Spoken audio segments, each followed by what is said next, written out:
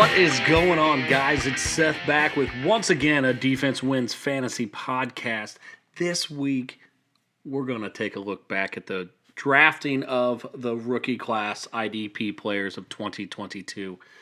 First round picks, 12 picks, going to go through where they fall after that first year. I'll tell you what, there were some fantastic performances out of rookies this year when it comes to IDP. And we're going to get right into it because I'm fired up about it. Now, number one, I still have Aiden Hutchinson going number one. He's still worth the top spot due to defensive ends being tough to get. He had 9.5 sacks. He had 3 interceptions. The team feels like it's on the rise. There's going to be more sack opportunities because I think they're going to be winning more games. And he finished as a DN1 in most scoring leagues as a rookie. Say what you want, we'll get into some of these other guys, but Aiden Hutchinson, as I said before the season started, he's one of those motor guys. He's got that always going to run down a play, and you saw it as a rookie. You saw him chase down the ball carrier 10, 15 yards down the field. He had 3 interceptions. That's insane for a defensive lineman, let alone a defensive end that's a rookie. The fact of the matter is, it's hard to get defensive ends in this league that are consistent high performers. And this guy came in as a rookie and did it lights out. He doesn't have a lot of other people around him, which can be a concern, but also if they're going to get sacks, it's most likely going to come his way, you'd hope. And I think that defense has opportunity to improve. Like I said, I expect him to be winning more games next year, and I expect because of that, he'll have the opportunities to get more sacks. Already at the 9.5 as a rookie, you just wait and see if he can get to that 14 maybe next year, kind of that range. The interceptions could be a bit of an anomaly, but that's just another part of his character. He doesn't give up on plays. He's reaching up. He's grabbing the ball. He had a play where they faked like he was not even in the game, and he came out, covered a wide receiver, and picked it off. Had more interceptions than Sauce Gardner this year, so that's telling you anything. But he's young, he's talented, he's a homegrown Michigan boy. It's a great story. I expect him to continue to be strong for that team, and that's really why he's number one. The expectation's there. He was a high pick. He's going to repeat. He's going to stay in that top DN range, at worst a DN2 kind of floor. 100%, I still think that Aiden Hutchinson is the right call for the first pick in an IDP 2022 rookie draft. Next on the list is the guy that I 100% could understand you making an argument for the number one guy that you should take, and that's Jalen Petrie. Dude, he finished at the season as safety number 1. Not rookie safety. No. Safety number 1 in the league. 147 total tackles. 1 sack and 5 interceptions. He was an absolute stud out the gate. Now, the tackles could drop off if the rest of the team gets a little bit better, shows, some more capability to make big plays, on the field. But he makes big plays. 5 interceptions. And the big thing about safeties is that, historically speaking, they have one of the biggest shelf lives of productivity when it comes to IDP.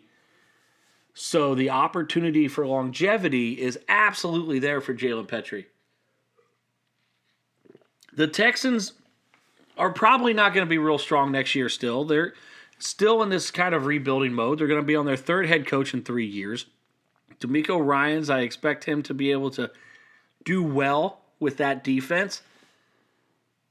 You do have a little bit of a concern that there's going to be a scheme change, so that could make Petrie drop off a little bit, but the guy's talented. He has a nose for the football. He's going to be just fine. But yeah, as far as the number 2, it might even be a steal at the number 2 pick in this draft. As I said, the number 1 safety in scoring. But I have Aiden ahead of him just because of positional scarcity when it comes to defensive ends when you're getting sacks like that. But Petrie with 5 interceptions, 147 tackles, absolute monster rookie season. Next guy on the list is another safety, Jaquan Brisker for the Chicago Bears. He had over 100 tackles, and he played in just 15 games. Also had 4 sacks in that time frame. Once again, he's on the Bears, which have been generous to IDP style. They have an IDP style defense that's generous to the safety position. This team, as like the Texans, I think will still struggle a bit next year, which will give them more opportunities to be on the field. And that means more opportunities for Brisker to make plays. He finished as a safety number 1, even with missing 2 games from the 2022 season. Again, these 2 safeties absolutely were diamonds in the rough if you got them in your fantasy draft. And if we're talking dynasty-wise, you're going to be real happy with these 2 guys going forward. Both of them have noses for the football. Both of them have an ability to make big plays. Petrie with the interceptions, Brisker with the sacks. The style that Brisker plays with is conducive to his defensive scheme. It's going to be nice because he at least has the same coaching staff coming back for this year. Typically, when you have the number 1 overall pick, that's not always the case with your team. And if they end up getting some more defensive help, say Will Anderson or something like that, then even better for him. If they're going to be pressuring and trying to throw something out of there just to not have Mr. Anderson come and sack you, more opportunities for Brisker to get some sacks or interceptions at that point. So the third guy, the third pick in the draft, for me is still Kayvon Thibodeau. He had 49 tackles and 4 sacks in 14 games as a rookie. And he showed some flashes of brilliance this season. Not the consistency that you like to see, but you saw those big games. You saw his capability to take over a football game. The supporting staff around him is really strong. He's got Azeez Ojulari on the other side, who missed the first half of the season. Once those guys were on the field together, both of them really, really started to shine. And I expect the athleticism that Thibodeau has to keep that ceiling high. He doesn't have as good of a floor as an Aiden Hutchinson, but I could see him absolutely being more sack-heavy than Aiden when everything's said and done. The athletic ability that Kayvon possesses is something that, once again, you just cannot teach. Both Hutchinson and Thibodeau, I think, are going to be very, very solid IDP pieces going forward. Thibodeau just doesn't have that higher floor that I'd feel more comfortable with a Hutchinson as a week-to-week starter at this point. We have this same conversation in 2 years. I don't know if I'm still, singing that praise. But for right now, what the play on the field has shown me is Thibodeau's very good, but Hutchinson's still deserving of the DN1 spot. And I'd still take both the safeties over Thibodeau too, because the amount of tackles and big plays that both those safeties made give me a confidence of a high ceiling, high floor kind of guys going forward. And once again, we talked about the shelf life of a safety is dramatic when it comes to IDP. Now, when we talk about the 5th pick of the rookie IDP draft, we're finally getting into the linebackers. And my LB1 is Quay Walker. He ended as the linebacker 1 for all rookies this year. He started the season playing around 75% of snaps.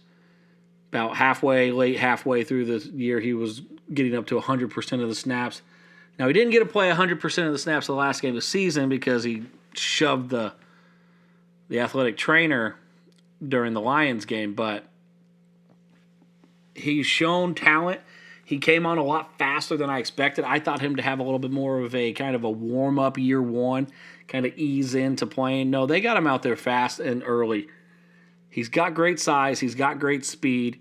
The biggest issue for Quay Walker is Devondre Campbell is still under contract after last season. He's an older linebacker, but they really don't have a good out for Campbell's contract until 2025.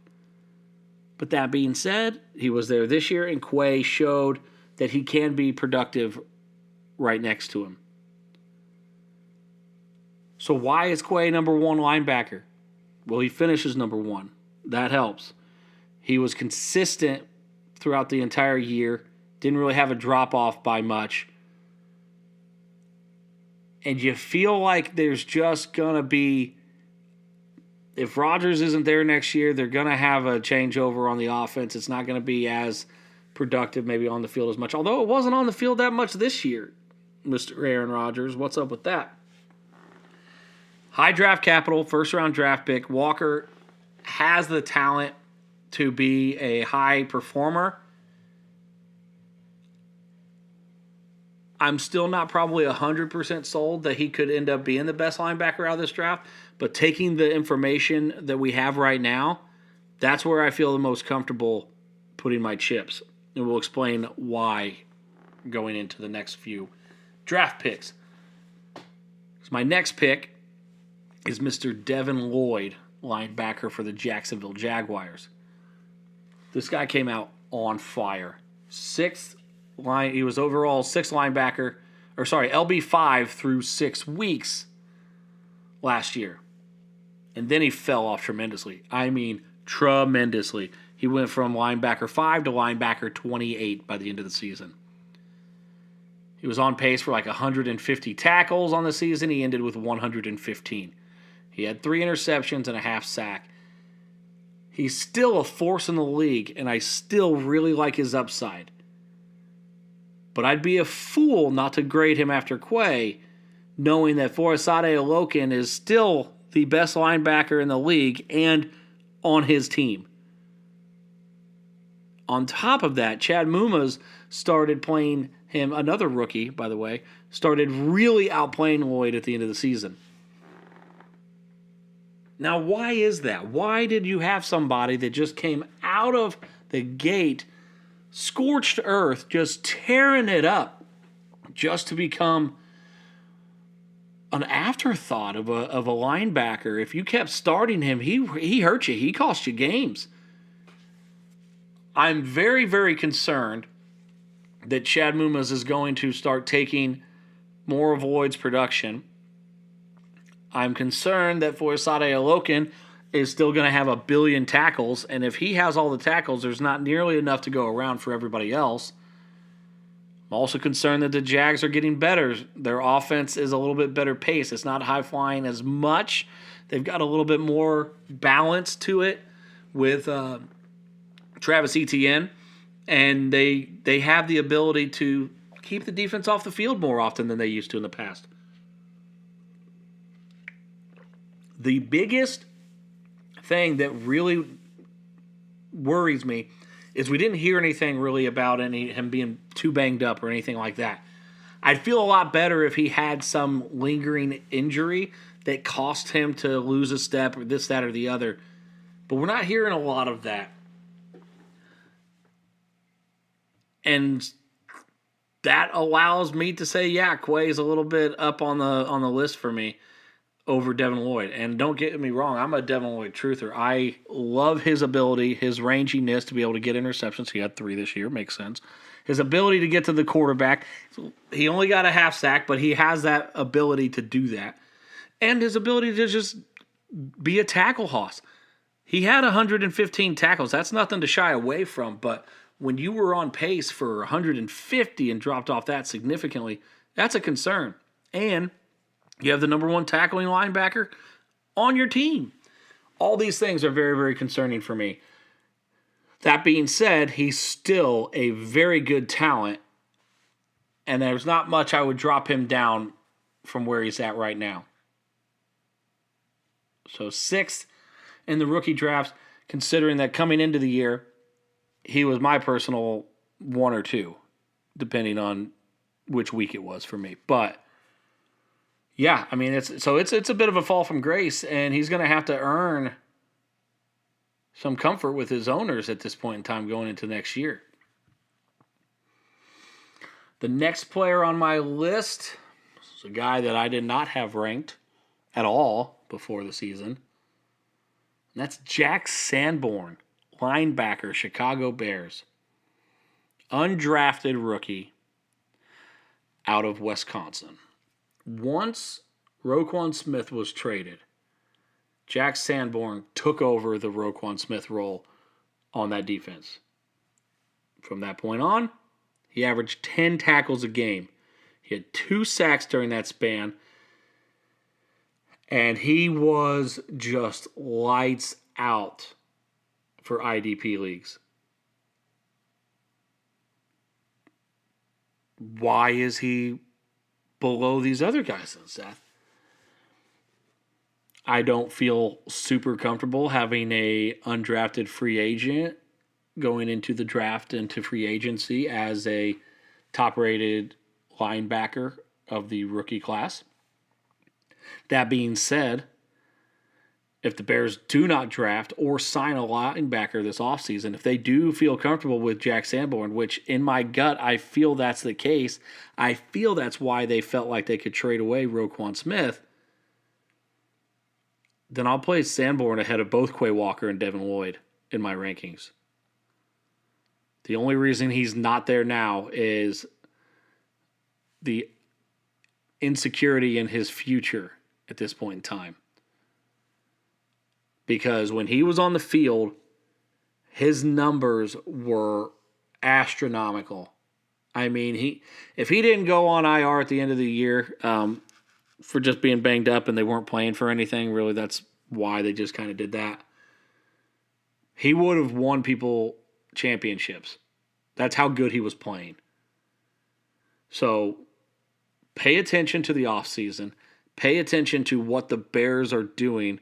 Signing, trading for linebackers, drafting a linebacker. If they do any of that things, I'm a little bit more weary of Jack. However, if they do none of those things, I have Jack Sanborn as a top 12 linebacker next season. Absolutely. No question about it.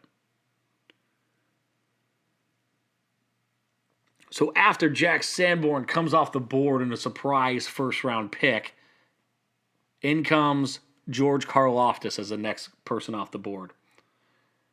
As far as defensive ends go, case could be made to draft George Karlaftis over Kayvon Thibodeau. Probably a little bit of a weak one, just in my opinion, but from week 12 on, George had 5.5 sacks. He came on strong and consistent throughout the stretch. It wasn't one massive game. It was a sack-a-game kind of guy. And the fact of the matter is, you see a rookie that revs it up at the end of the season. One, punch through that rookie wall. Great. You love to see it. Two, they're starting to figure it out. Their team knows how to start using them. They're getting more opportunities, more snap counts. And Karlaftis was good in the Super Bowl. He was great in their entire run to winning a Super Bowl.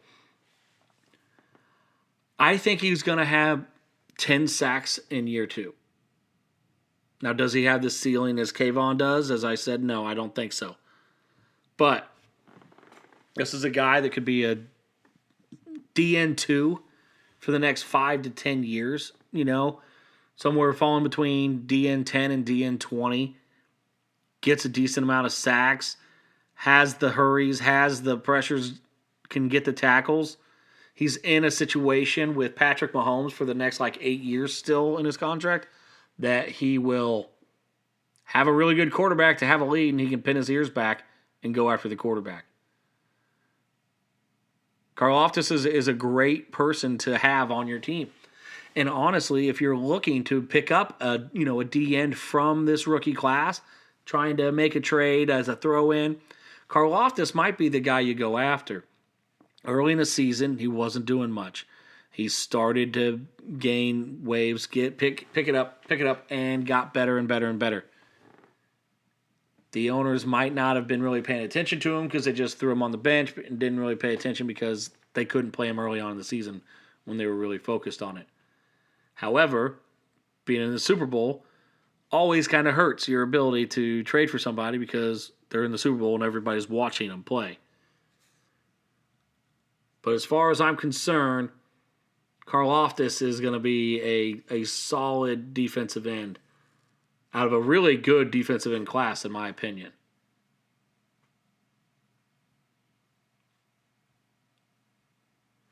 So coming in at number 9 on my list is safety number 3 out of this class, Kyle Hamilton.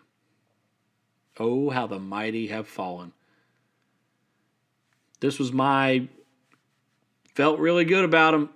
Pretty sure that he was going to have a stellar rookie year. But listen, his season wasn't that bad.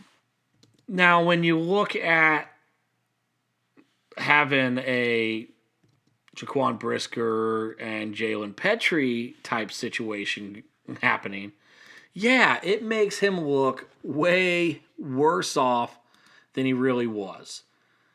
He did not get the snap counts early in the season. He took a little bit longer to get into that complicated Ravens secondary kind of playbook. But down the stretch, he was viable. He was usable. He was somebody that you could play.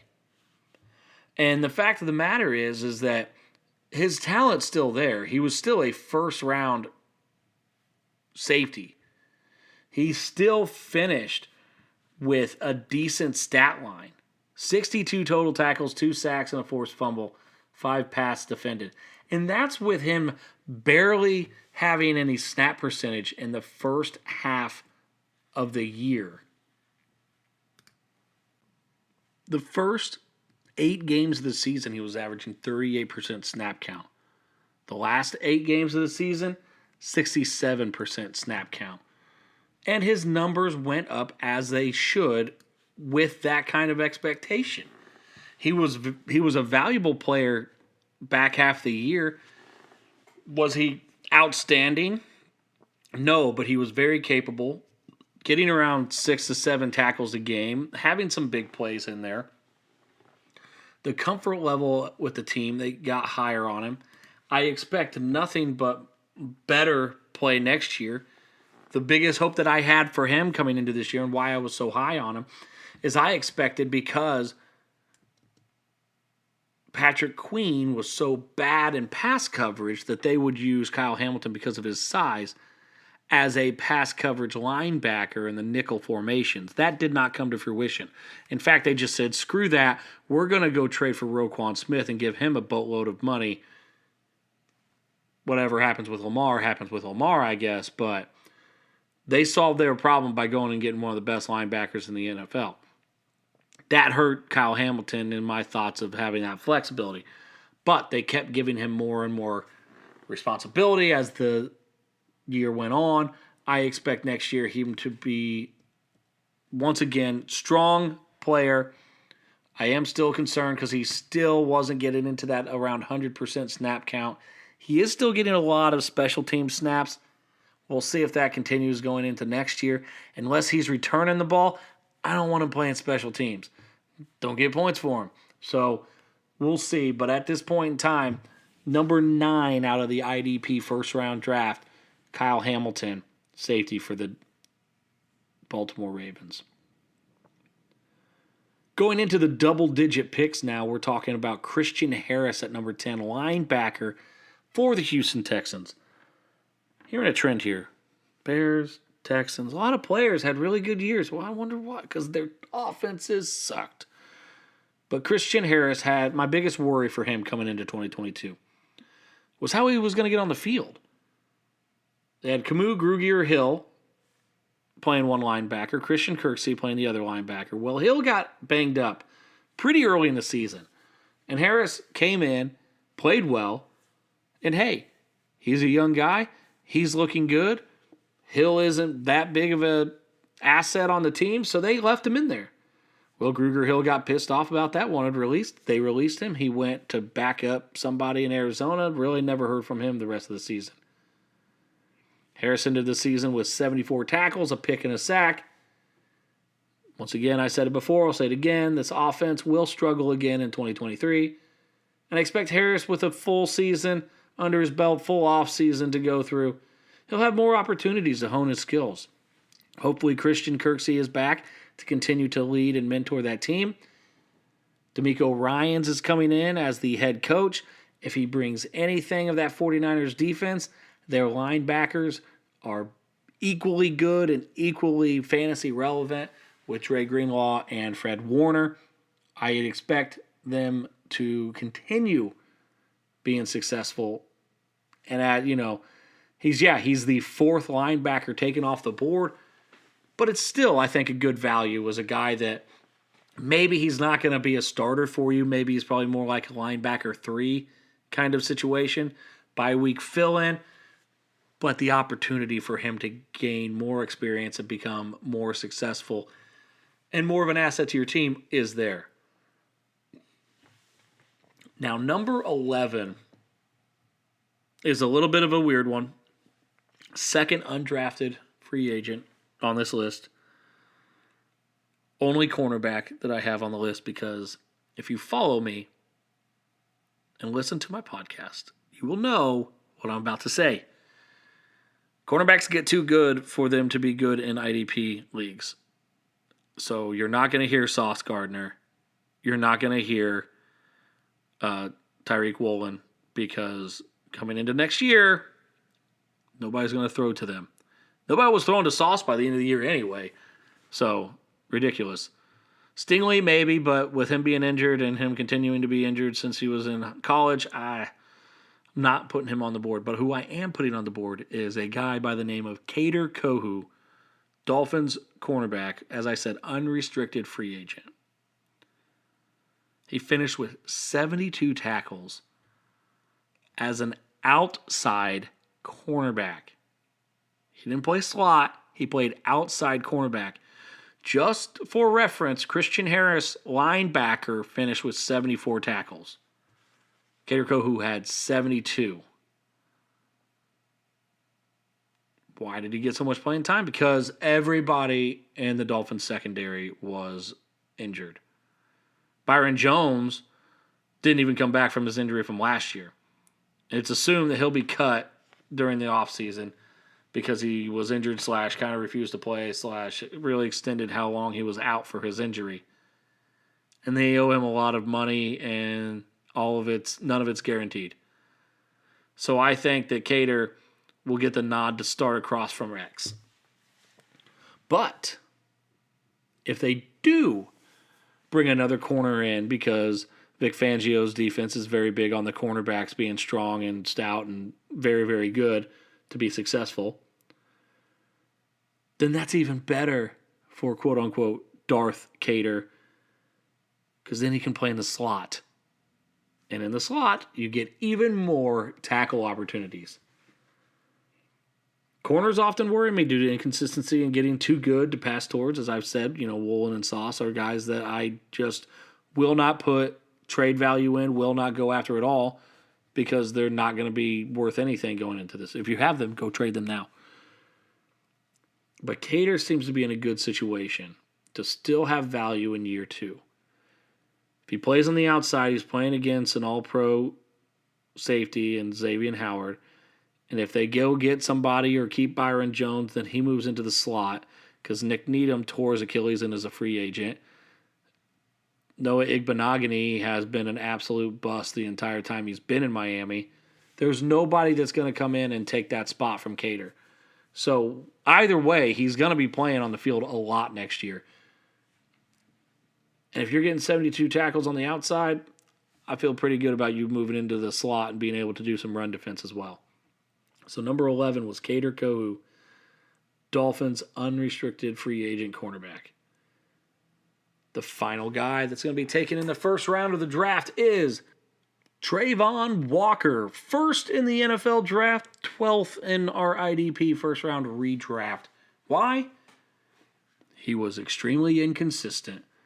The fact of the matter is, he had a big game early, and that probably was the worst thing that could have happened to anybody that's a fantasy owner of him because you felt like you could play him, when in fact you should not have been. Week 1, he had 4 tackles, a sack, and an interception. Holy cow, look at this dude. Followed by 2 tackles, 2 tackles, 5 tackles, 2 tackles, 3 tackles. Ooh, a sack. 5 tackles, 2 tackles. You get the picture. Well, just not that exciting. Not something that made you feel like you were going to play him every week. And that first week, you probably started in the next 2 weeks. And I'm sorry about that. That sucks. But guess what? It is what it is. But that being said, he's on a team that's on the rise. We knew he was a raw talent. They still drafted him number 1 overall.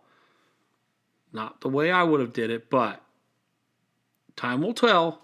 But at 12, in a redraft, it's worth a shot. He was the number 1 overall pick, so he has some ability. Not as much ability as I thought Kayvon Thibodeau had and Aiden Hutchinson had, but I'm not the Jags GM. It seems like they've made some other okay moves, so I'll just give them benefit of the doubt at this point in time. But he is the last pick of the first round of the draft, which is where we're going to stop. However, I've got a couple guys that I just want to have as honorable mention. Troy Anderson, linebacker, 3rd-round draft pick out of Montana for the Atlanta Falcons. I've talked about him a lot. Go watch some of his tape. Could have an up-and-coming year this year. All depends on how the free agency and signings go for the Falcons. But it's definitely a name I'm going to watch. Same thing with Nakobe Dean, linebacker for the Eagles. That is all dependent on TJ Edwards, which, by the way, anybody that was watching the Super Bowl, dear Lord, TJ Edwards was getting roasted out there. It made me frustrated for him. But he's now a free agent.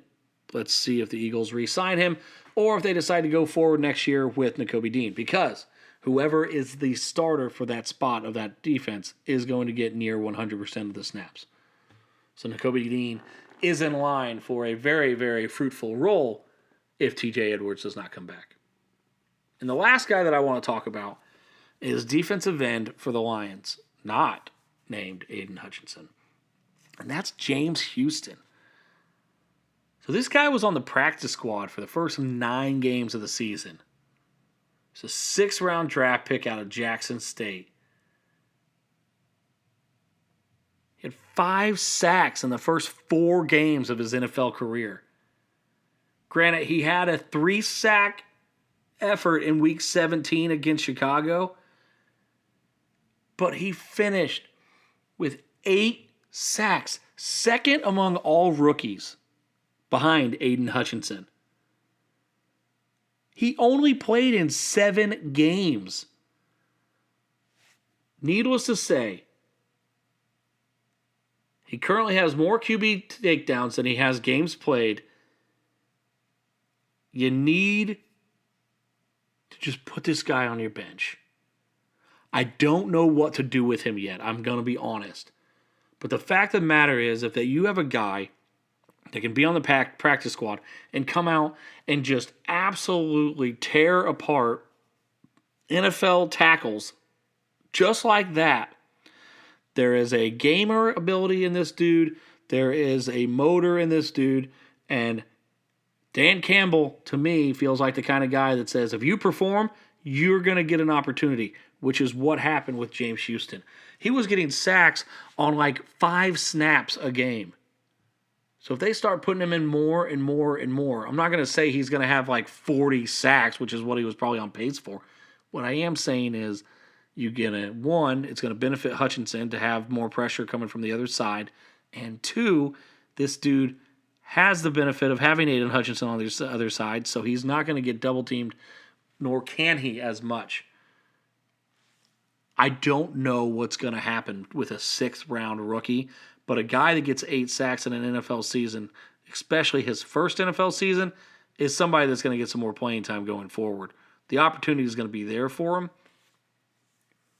Dart, throw one, get him, pick him up, and just see what happens. Well, that's it, man. That's where we're at with the redraft of the rookies. We're going to start getting into the 2023 rookies going into next week. I'm excited to start diving into that with you guys. But until then, just remember that defense wins fantasy. We'll see you guys next week.